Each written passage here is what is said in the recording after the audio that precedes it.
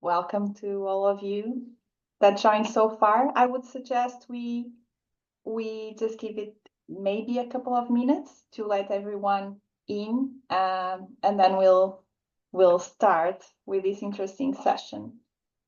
And I'll see people continue to join.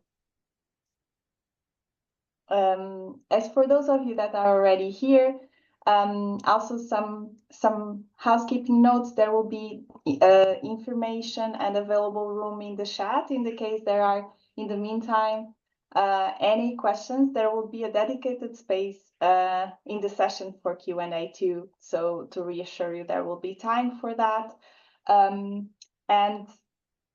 as I see that, we are on time, maybe I'll start with some welcome notes. You'll see that we are happy team. So you'll see my colleagues in the screen, and it's really my great honor to welcome you all to this inaugural session of the MAHAP Research Series. As you might have seen in the descriptions, the series goal is to celebrate the outstanding work of our graduates. You'll see Robert here with us today from our master program in Humanitarian Action and Peacebuilding, which is a joint initiative by UNITAR and Oxford Brookes University. I'm really thrilled to see and to have our colleagues from Oxford Brookes here too, especially our colleague Dr. Brigitte Picard, OBU's liaison officer and subject coordinator for MAHAP, which is really a testament to the commitment we all have in this collaborative partnership.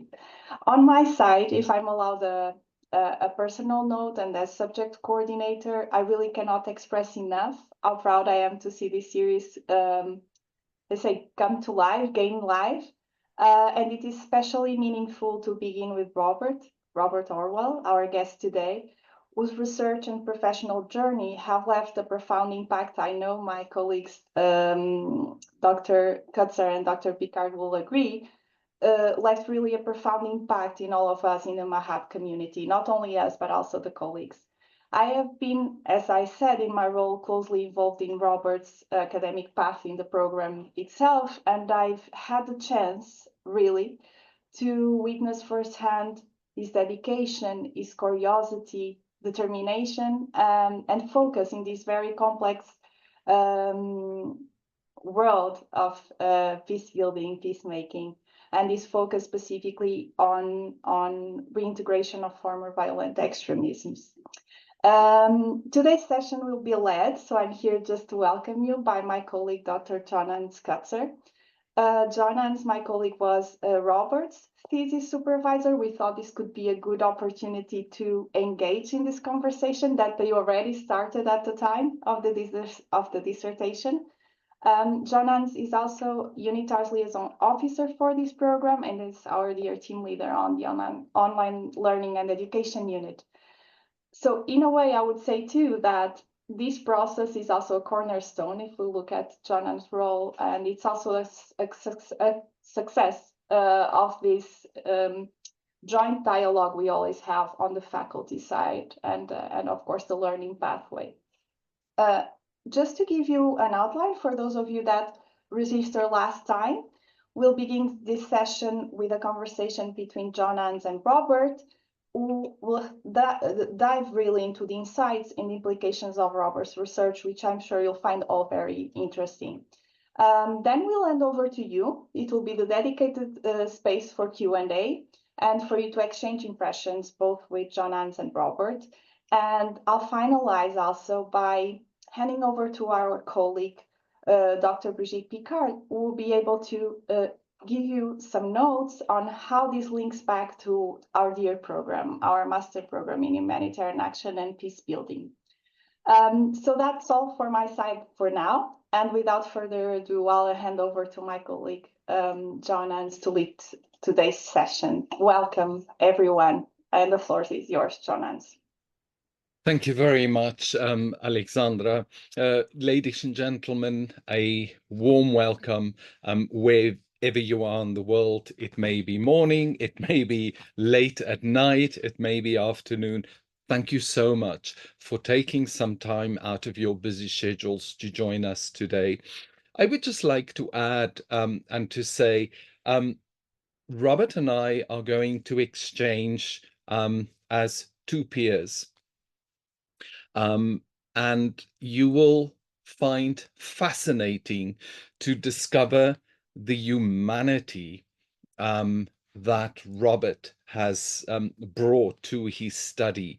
And it's that element that is just so important, that value proposition, because so many of us, when we consider doing higher education or another program, the research elements and the more rigorous academic elements, for those of us that may consider returning to higher education, may be a very disturbing, a very uncomfortable element.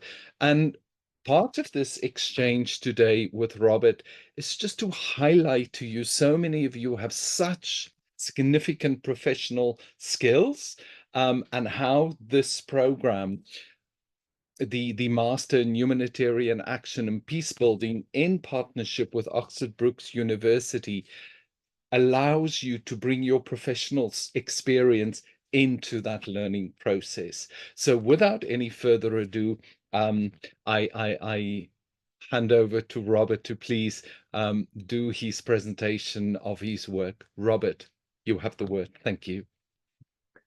Well, thank you very much, Jon-Hans, and the whole team for the invitation to be here. It's a pleasure to present and share my research with you. I thought just a few paragraphs just to introduce myself, to get a context of what my research comes from and the perspective that I decided to look at. So I work in a field called exit work, which is to support individuals to leave their involvement in violent extremist movements. For example, neo-Nazi movements or violent Islamic extremist movements. What we do in the field is to help them to build a new life free from violence and hate. And I've been working for this for a long time. I was program director for Exit Sweden for 10 years. I helped set up programs in the US with both Exit USA and currently the Violence Prevention Network USA. I worked with the European Commission for the last for 13 years, co-leading a rehabilitation working group. And for the past years, I worked as a consultancy with helping build capacity and training in the field in various contexts, such as Kazakhstan, the Maldives, and Australia. I think for me, this program, this master program, really helped me to expand my knowledge and gain further cross-cultural perspective on conflict settings. For most of my work has been worked with individuals, where now some of the more developing areas in my field of work looks at community-based approaches. So combining my individual practice with what we learned from the program was very helpful. Helpful to learn and gain knowledge on community interventions in very diverse contexts. So it was truly appreciated. It also gave me a chance to look at, so to give me a scientific perspective on the work I do, my daily work that I've done for many years, it's been a really a true pleasure to do this together, but also, as I see it, to help my field, the exit field, to advance further with research and knowledge, and to gain a deeper understanding. All right, I prepared a short PowerPoint, and let me see how I do this now to screen share with you guys.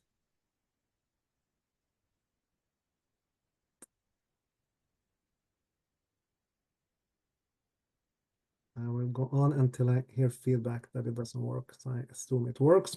So my research looked at fateful moment in violent extremist disengagement and deradicalization narratives. The goal was to contribute to the in-depth understanding of the disengagement and deradicalization processes.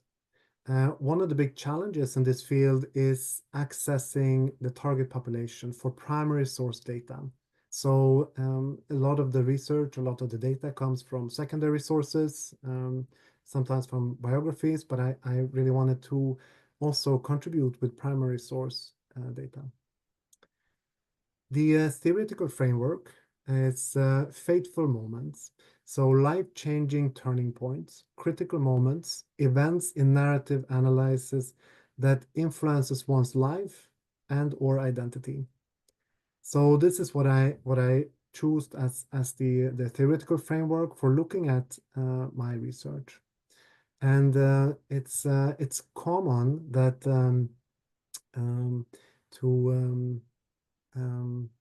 to also complement with the narrator's agency, so choice and fate. And this is how I wanted to analyze the interviews through using this framework. The research questions that I posed was what type of fateful moments and disengagement and deradicalization narratives could be identified in the interviews. The narrators, so the interviewees, reported agency in fateful moments or lack of agency. And the third that I won't touch upon during this webinar was the consequences of fateful moments on the disengagement, deradicalization process linked to the current field of research in this field. I conducted semi-structured interviews, and the interviewees were recruited via closed internet groups for support groups for former members of violent extremist groups, through my professional network in North America, and through snowballing method. The analysis was done through pre-established theory-driven categorization schemes. So once again, looking at the already existing research and knowledge in this field. The interviewees, the 10 of them, were all former members of North American neo-Nazi movements.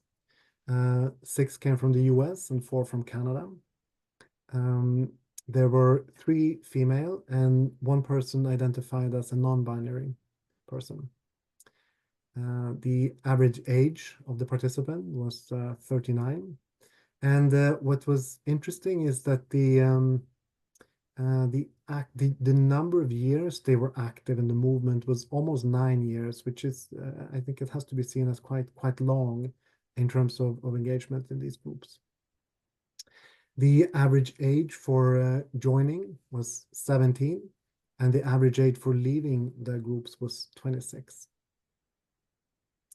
So to my results, I looking at this and building the typology of the turning points, the fateful moments, 32 separate turning points were identified in the 10 different interviews. On an average, this was 3 turning points mentioned per participant, but it ranged from 1 participant having 1 turning point and 1 participant having 6 turning points in their deradicalization journeys. Some of the types of fateful moments that were identified were an event or series of events that led to a change. Own decision or action, so agency in terms of I make a decision to create a change for my life. Or interestingly, significant encounters with someone. And here, for example, 2 participants reported that encounter with a professional from an exit organization was part of the significant change for them. So we saw a range of different turning points, but these were some of the more that came out. Looking at the result too, and then, for example, looking at the framework of faith and choice, these are the type of non-agentic turning points. So 19 non-agentic and 13 agentic turning points were identified. What was interesting is that the majority of the firstly mentioned turning points were non-agentic, and as time passed by, participants took more and more of an active role in their life, which then led to decisions, taking actions that led to more turning points where there were more agentic perspectives. So this shift also in agency and fate. So when we look at then the fate perspective, we have, I could categorize a few different ones. So first of all, the negative factors. So what we call push factors. Here, there was examples of disillusionment because of comrades' actions. So double standards or actions that went against the ideology, and the interviewers reacted against this. This became a turning point for them. Social pressure by family member. One interviewer reported that his wife, put an ultimatum: you have to choose us, the family, or the group. And luckily, he chose the family. Or external pressure, getting arrested or such. I also identified pull factors, so the positive aspects to create change. Here, positive social connections, feeling the sense of acceptance in new social environments were really important. We know this from the violent extremist group, that they pose a very strong social circle, social environment for individuals. So building new positive social connections were important. Or positive events or luck. Interestingly, also epiphanies were in a few cases mentioned or described rather by participants, where they simply provided a perspective change. One interviewee reported driving home late at night, almost causing a car accident, and this very close to situation became a triggering point for that person to really create change and to wanting to make something else of his life. And another person reported birth of the first child. So what does it mean to be responsible for another person outside of yourself, and the encounter with that first child and how important that was. Shifting to the choice, so agentic turning points. Important aspects here were, or identified turning points were forming new pro-social relations, meeting people outside of the group that influenced you or gave new perspectives, or ending destructive relationships, meaning that you left a relationship that wasn't good for you, and this was also part of a turning point. Finding and committing to new passions, so life projects. Decisions to change, finding employment. One person identified watching the movie The American History X as important, an important turning point to reflect on their own perspective and journey. All right, and then coming then to limitations for the research. One of the perspectives would be that most research look at gradual process-like change, and most perhaps description could be looking at what happens over time with individuals when they change and leave their involvement in the groups. And this could not be part of the analysis. This was looking at particularly the fateful moment, the turning points. So multiple factors could be missed if they don't manifest, for example, in sudden, salient, or memorable events by the person. Here we could think of the research reporting burnout or external social support, long-term disillusionment. We can also think of limitations in terms of self-report and recollection biases. So what do I want to share myself in interviews, and how do I want to be perceived? And also, interestingly enough, the sample characteristics, which looking at these 10 interviews, they were highly educated, the majority of them, and they were also consisted of a diverse sample with regards to gender. This doesn't really reflect the violent right-wing extremist movements in general. So this might be a characteristic we have to have in mind here. And also the self-selection biases. So these people that I talked with, they were ready to share their story. They felt confident about it, and they most probably have shared their story perhaps once or twice before participating in the study. So they were also used to reflecting on their story. So I would like to finish off with a quote from one of the interviewees. And this is a female former neo-Nazi who joined the neo-Nazi movement very young. She got kicked out from her parents' home because of her involvement in the neo-Nazi group. Her boyfriend's family accepted her and let her move into their house, which was also in another state, so far away. And she described how she could move in there and live an ordinary life far away from the movement, and she could experience authentic emotions in a safe environment. Here, the fateful moment would be categorized as relocation. So this was the fateful moment that I could identify. And the consequences of this was then finding unconditional love and a family/community. And the interviewee says like this in the interview. And I still remember vividly being outside with those little boys playing. And the first time that I laughed, like for real laughed, that wasn't at somebody's expense. It wasn't sarcastic. I remember laughing for the first time and being like, oh my God, oh yeah.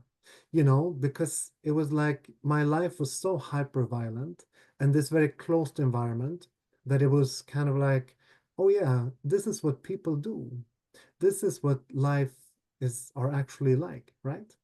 And it was like, I don't know, it was super revolutionary, and it was like being reconnected with wonder and awe. So I would like to finish my research presentation with this quote to exemplify the research and the changes that I could identify. And Jon-Hans, I leave it back to you. Thank you very much, Robert. Really great insights in how you framed your research and those critical moments of disengagement. Robert, if you allow me, I would like to ask you, so based on your findings, what are some of these interventions that you looked at that you would describe as being most effective at supporting the disengagement process, but also in terms of the different types of personalities that you have within the radicalization process? So thank you for the question. I think what really comes out in this field of work, but also from the research, is the individualized approach. So when we look at the individuals here, they have very different backgrounds, very different experiences, and there are also very different aspects that triggers their turning points, their fateful moments. And when we look at practice, we know that there's no one size fits all in this type of work, but the work usually is set in a multidisciplinary team where you have different competences working together to fulfill the needs of the clients. So clients are the people we help in the exit programs. So looking at what are the needs and how can we ensure that we fulfill needs to provide a route away from violent extremism. And I think looking at the turning points, they really show a diversity in what affects people, what type of things affect people to change. And this really informs also the practice. How can we be flexible, work with multidisciplinary approaches in multi-agency teams to ensure that we can meet whatever situation or need or perspectives that comes up for the clients. Thank you, Robert. And if we can jump on because the relationship that you establish with your clients just is the one thing that resonates so strongly.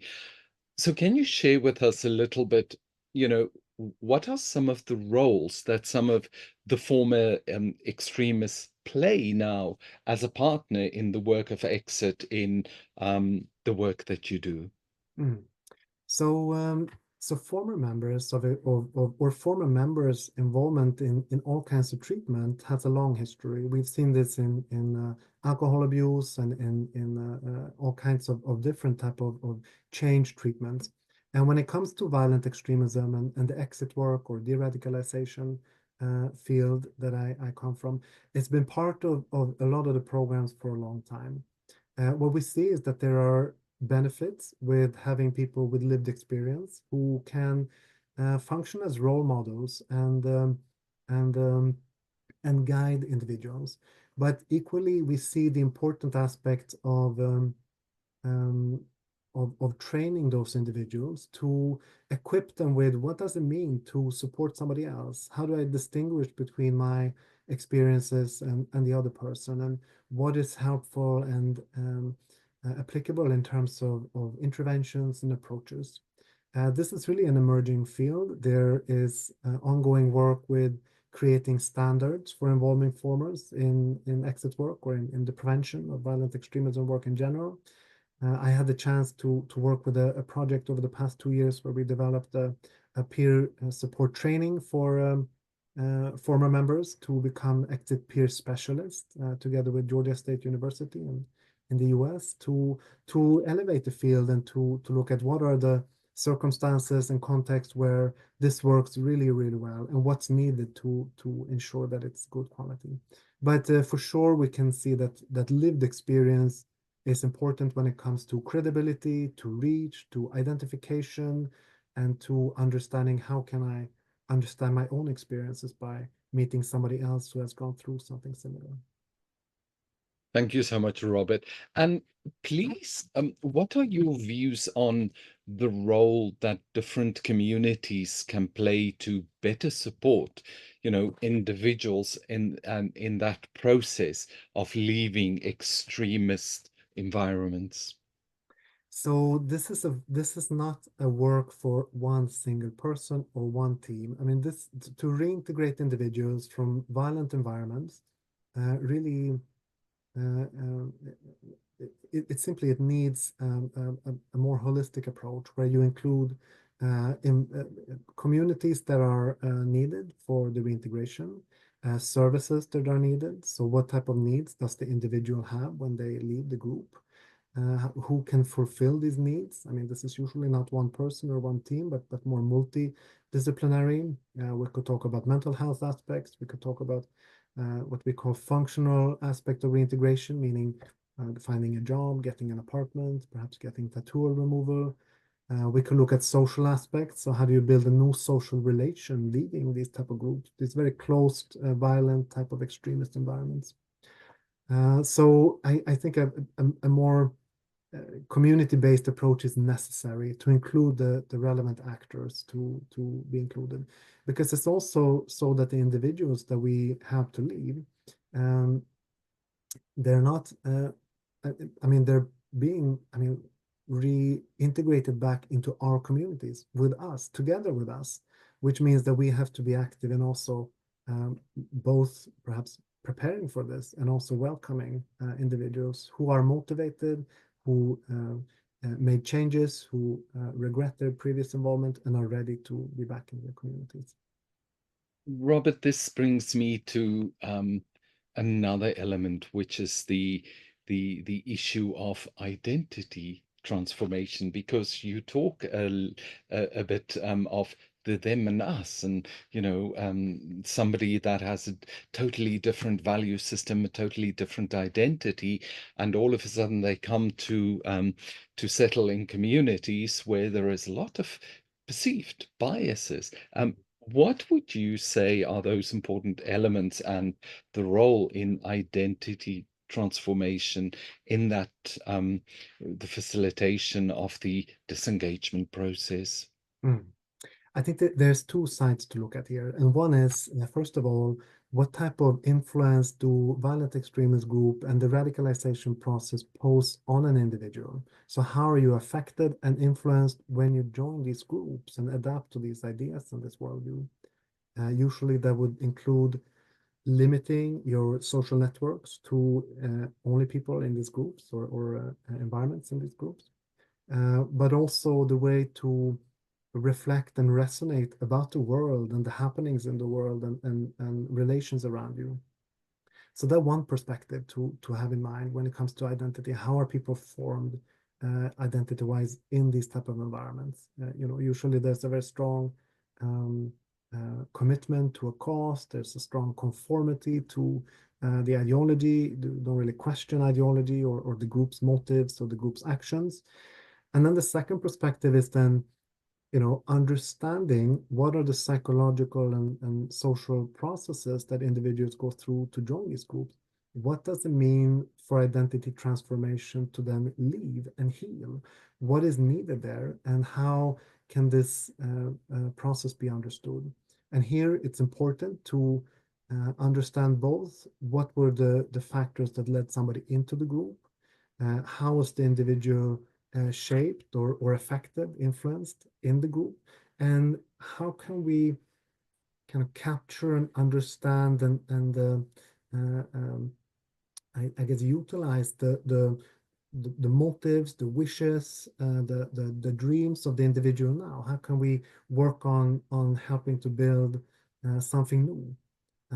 Many people I worked with over the years describe that it's when they look back, they say it's really difficult to understand that I actually believe those things, that I supported these type of ideas, because the change is so profound that you leave this group and you have to rework your values, your ideas, your previous commitments.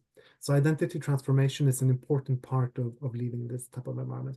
And last comment, I think what we see perhaps when there are when that doesn't work fully, we see that people might, instead of reintegrating back to society, they might go to another similar type of group because that's easier, that's more closer than to actually rework and kind of figure out your motivations, the consequences, the effects on you, the influences, than to do all of this. Really thoughtful reflections there. And my final question, Robert, if you allow me, as you talk about identity transformation, of course, there's the opposite side of the same coin. There is the voluntary, and then there's the forced disengagement. Could you tell us a little bit more about that in your research and your findings? So when it comes to the research, it was important that there was some type of intrinsic motivation, some type of intrinsic will to create change. When people are forced to change, it's usually more difficult to uphold and sustain this change over long term. But to include the assessing, in a sense, what are the intrinsic motivations to change, and how can this be stimulated and strengthened and worked with. We see, for example, experiences when outside of Europe, people might be coerced to change into other type of beliefs or such. And the difficulty with that is, if you're part of a violent extremist group, you usually believe in conspiracy theories. You usually believe that the mainstream society is out to change you, to affect you, to manipulate you. And if this happens in real life, it simply strengthens the more paranoid beliefs that the society is not to be trusted. So I think here it's important with the voluntarily aspect of it. But I would also want to put in the perspective that when we look at for example, European research on prison sentence, we see that long prison sentence usually has an effect for preventing terrorism recidivism because of the aspect of time. So spending a lot of time away from the movement also helps because people age, people get new perspectives, they're away from their involvement in the group, and this also helps to prevent them from re-engaging into the environment. So yeah, that was my perspectives. Thank you so much, Robert. And my final question, which I'm sure a number of the online community who's joined us today would like to ask, and that is, when are we going to be able to read the book written by Robert Örell called Fateful Moments in Violent Extremists, Disengagement and Deradicalization Narratives? Well, thank you so much for that kind question, Jon-Hans. I think, well, first of all, as soon as I have a bit of time in my busy schedule, I thought I would look at writing an article from my thesis, and that will be the start. And the book will come in a bit of a later stage, I think, after that. But thank you so much for the question. Yeah, that's Thank you very much, Robert, and it was an absolute pleasure to engage in these questions. And I'm going to hand you back to my colleague, Alexandra Seferino, who was going to pick some of the questions that you have kindly posted in the chat. Thank you. Yes, thank you so much, John and Robert. This was such an interesting discussion. And I was just thinking from the perspective of the contact with the work, how interesting it is still to, just listen to you in this new way and all these emerging reflections and thoughts that come up, even for us in the MAHAP community that were close to your work. So I'm delighted to move on to the Q&A part of our session. We really received a lot, so I'll do really my best to try to manage in a way we cover all or a big part of it. So I'll try to group them in a way that gives us time for this reflection. And what I found very interesting in some of the questions that were asked is that there's a component of the research dimension which we're hoping the process, if we want, that we also wanted to highlight with the session today, but also content on, of course, and elements on the practical application of your work, Robert. So they are really interesting and very engaging. So I'll start maybe with a question that we come across a lot in our area of work and the dissertation process itself. And it's the first one that asks from Helesus. I hope I pronounce your name well. Is the sample size you use sufficient to make generalization? And I guess this is a question for both. I think reflecting on the process on Jon-Hans' side, but also your side, Robert.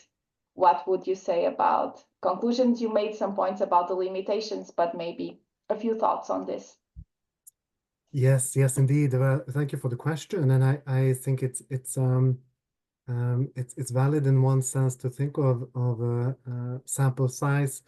I would also think of access, that it's a very difficult group to get access to, and 10 people who are former members and who decide to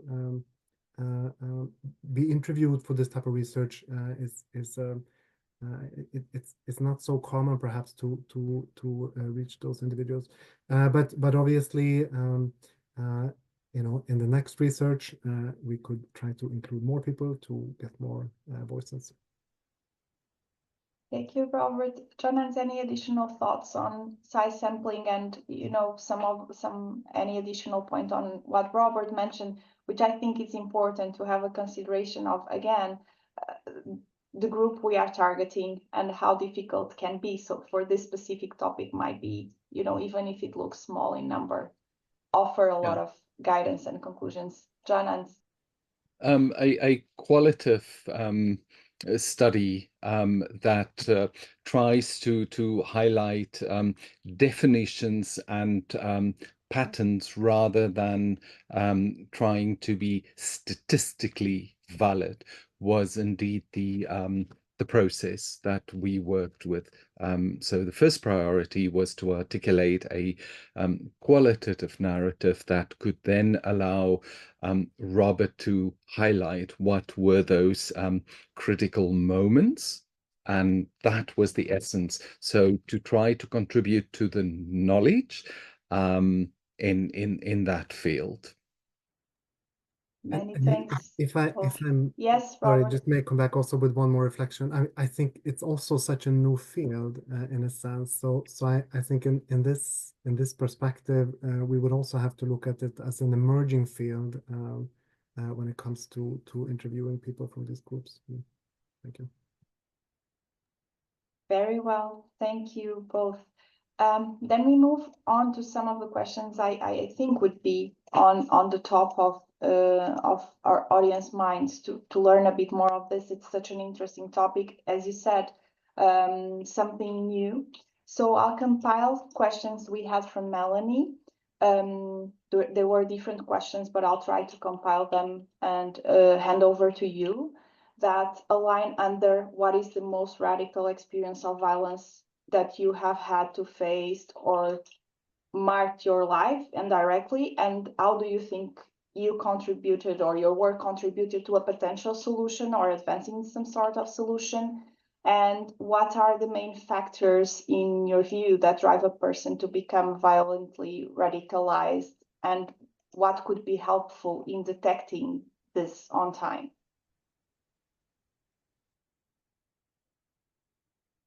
So a few different questions, and I thought, so what were the most radical experience of violence that I encourage? So my work is to really help people to leave violent extremist groups and to help them in that process. And in that work, I met people from all kinds of experiences. So people who were if I may frame it, online activists. So they weren't participating in kind of offline groups. They didn't meet people. They didn't do actions.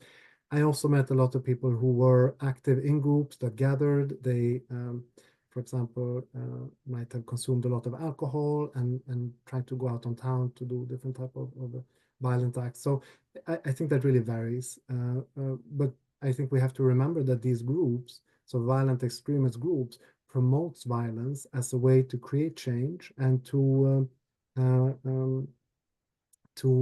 attack who they perceive as enemies. So the target group itself is often have experiences of violence. Also, if I may include here, knowing quite a lot of them, they also have experience of being victims of violence, which might have led them to joining these groups in the beginning. But I would say that it's varied, the experience that I had there.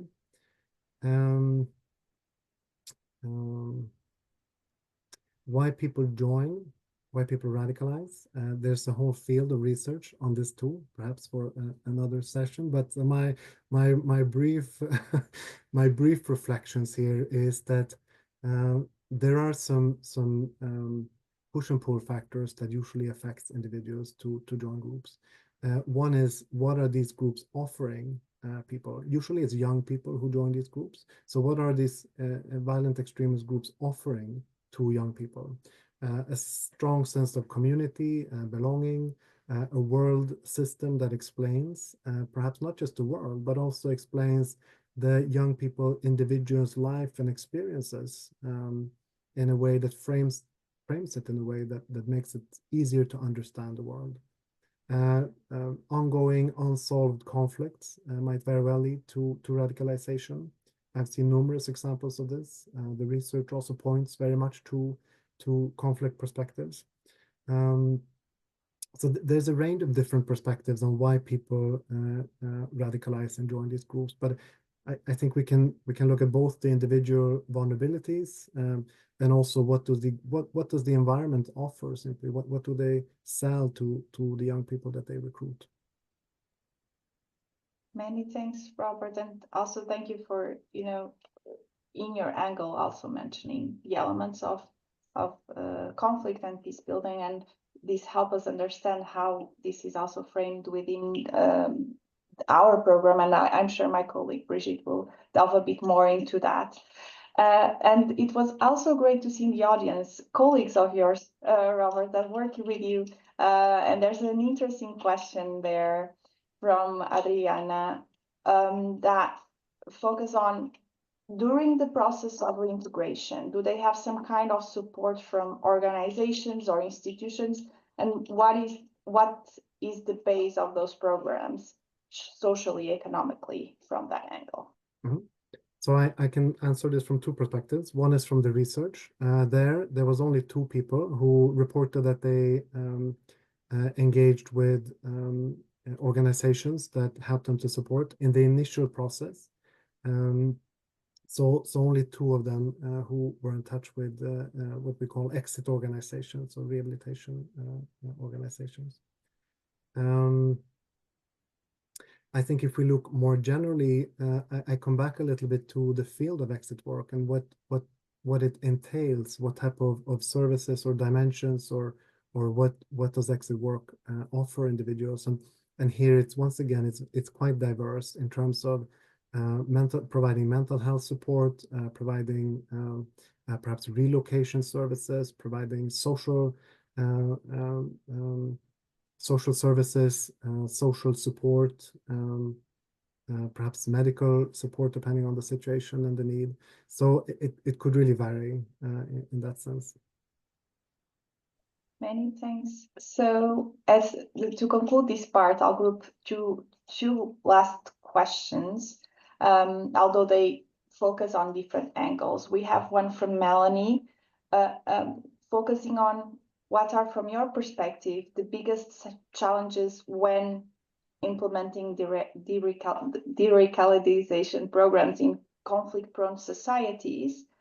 And we have one from Jawed, in terms of what do you think organizations can do to make those individuals who are more violent or part of such groups to trust while talking them out of such activities, such groups. So I really thought this element of trust is quite interesting from Jawad's question. It would be good to have your thoughts on that, and then we'll move along and close the Q&A sessions for today.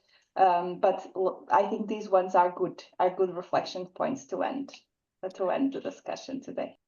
So let me start with then the question on trust. I mean, trust is really essential when it comes to this work. So how do we build trust with a target audience that is distrustful to mainstream society, to professionals, to individuals outside of the group? And this can only be done by investing in time. And what we see clearly is the importance of having organizations profiling their work. So why should an individual from a violent extremist group go to this specific organization? What do they offer? How do they profile themselves? And then once you kind of establish this, thinking of, we need time. We need to spend time with individuals to build trust. This is also what we do outside of this field. I mean, if we think of people that we create trust with, there's people that we know, people we spend time with, and this also relates here. So how do we create in a sense, an organization that can transmit trust to the target audience? And then where do we find, can we build in a sense, spaces or place to spend time with clients or with individuals to create change? This is usually difficult. It might be important to think of where is it safe for us as practitioners to do this, where is it safe for the potential clients to meet and to do this, and to understand once again the environment that these individuals come from. How have they been affected by these groups and ideas? I think that was my response on the trust question. Very well. So thank you so much for the reflections. I'm holding myself back to not ask mine as we don't have the space. I was like, the participant role. I bet my colleagues feel the same to a certain extent. So I want to thank you all for your very interesting questions. There's a lot of feedback, good feedback in the chat, and I want to thank everyone for that. I want to also take the chance before handing over to our colleague Brigitte to thank the UNITAR colleagues who joined our session. We appreciate you making the time today. It's always good to see colleagues also here. And that said, Brigitte, I'll hand over to you. I'm also curious to know what were the links you made and to hear you talk about our program. Thank you very much to all of you, and thank you, Robert, for sharing your so interesting research. I'm sorry. Well, it resonates with the program almost all the time when you were talking. Of course, I thought a lot about post-conflict settings, and it came in some of the question as well.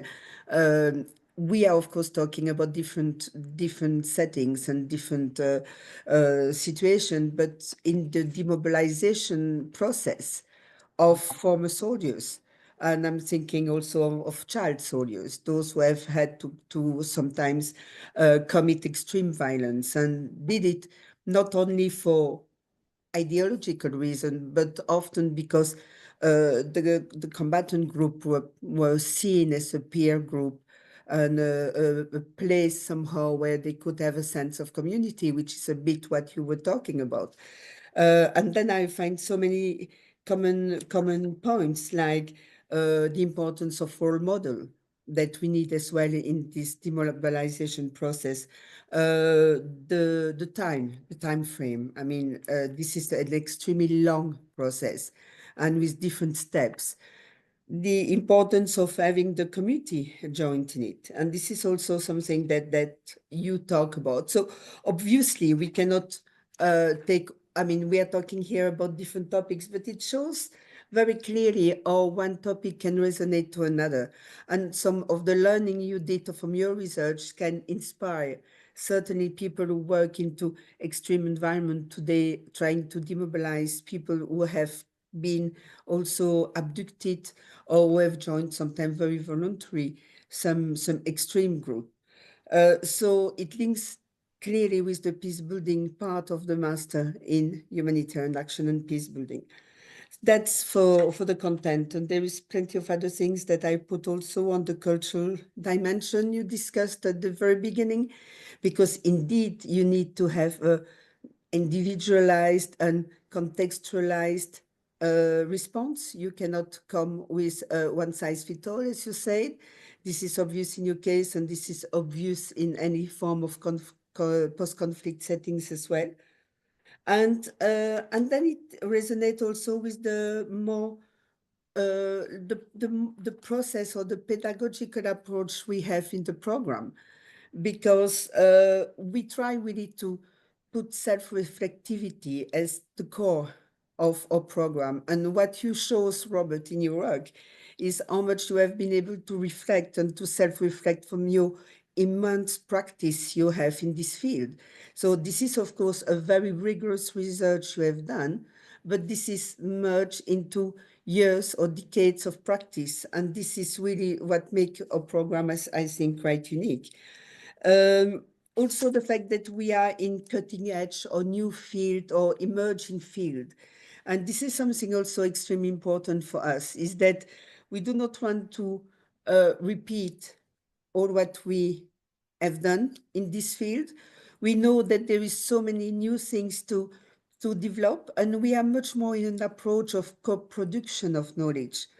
I mean, of course, we do transfer of knowledge, but we try to do as much as we can co-production as well, with people like you, Robert, who have so much field experience, and you were not the only one in the program. I mean, most of our alumni or learners, current learners, have quite a lot of experience. And even those who are much younger, who believe that they have less experience, in the end of the day, they realize that they have also quite a lot of experience to reflect on.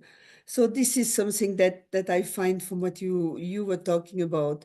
I'm looking if I put something else, and the time being very short, I do not want to monopolize, but I think this is really the most important things, is that this is really a joint learning experience.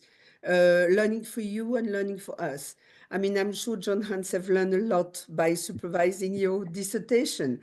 And I have just learned so much now by just listening to you and thinking how much we can feed each other's experience and practice. Because in the field, in the MAHAP, most of the lecturers are also, or all of the facilitators are also practitioners. So we can feed also all this common learning into our own practice as well. So I can only say, well, you have our address here. So please, if you're interested by the program, we can send you all the information you want, and we can also have call with you and explain. The program exists, of course, as a master degree. It exists also now, and this is really new, as a CPD, so as a standalone module. So you can take only one module if you're interested in it, for credit or not credit, so according really to your need. You can really target what you need and what you want, and you can also build up on the time frame you have in order to get to an award if you wish to have an award. So first of all, thank you to all of you. Thank you to the UNITAR team for organizing this research series, and the first, and of course not the last one. Thank you to you, Robert, for sharing your research, Alex for your facilitation, and Jon-Hans for your insightful question about Robert's research. Thank you so much, Brigitte. And again, you can see that I was just thinking on the points that Jon-Hans chose to highlight at the beginning in terms of this is a peer-to-peer discussion, which is something I think we all cultivate. And I hope for those of you present that's shown, because it's really how we live the program overall. As my colleague said, Brigitte, Anna posted different links in the case you are interested. Today for us was an opportunity to show you a dynamic you would be able to find in our program, for sure, but also mainly also to give the room to Robert to explore, of course, the amazing work he did, and we are very thankful for it. My proposal, and because my colleagues both mentioning different ways the learning process and already had it here in my notes, I would like to propose that for today we'll leave with a reflection from Robert and from Jon-Hans. So my motto would be for you to try, I know it's difficult, but in a sentence summarize what were the key outcomes, what was most special for you during this dialogue that is a dissertation from the supervision perspective. I'll ask Jon-Hans, but also from your perspective, Robert, working with a supervisor, and what do you feel was, something you will take away as special from that process before we say goodbye for today? Maybe we'll start with Jon.